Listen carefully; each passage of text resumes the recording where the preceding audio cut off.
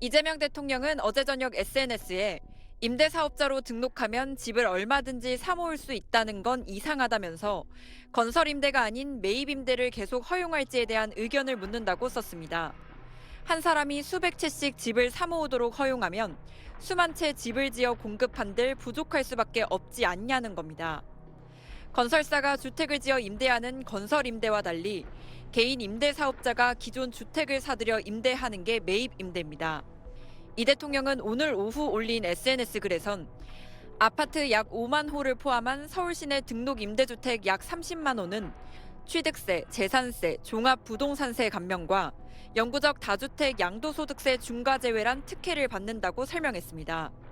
이어 같은 다주택인데 한때 등록 임대였단 이유로 영구적으로 특혜를 줄 필요가 있느냐는 의견도 있다면서 의무 임대 기간이 끝난 등록 임대주택의 세제는 일반 임대주택과 같아야 공평하다는 취지로 언급했습니다. 그러면서 이 대통령은 등록 임대주택에 대한 양도세 중과제외 특혜를 즉시 폐기하면 부담이 너무 크므로 1년이 지난 뒤 없애거나 점차 폐지하는 방안이 있을 수 있다고 예시했습니다. 적용 대상을 아파트로 한정하자는 의견도 있다고 소개했는데 등록임대 다주택이 일반 다주택처럼 시장에 나온다면 수십만 호의 공급 효과가 있다고 강조했습니다.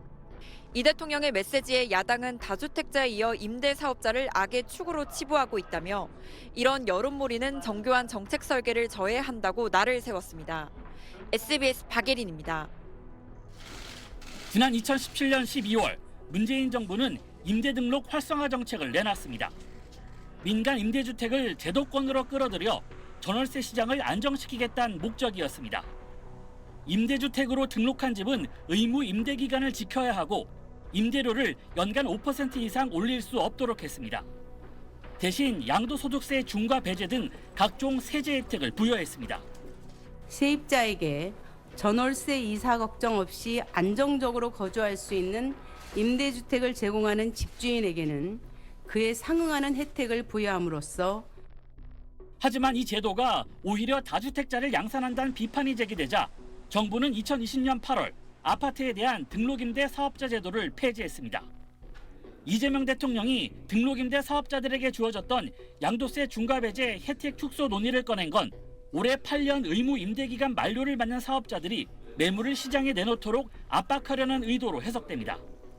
올해 의무임대 기한이 종료되는 서울 아파트만 2만 2천 가구 이상.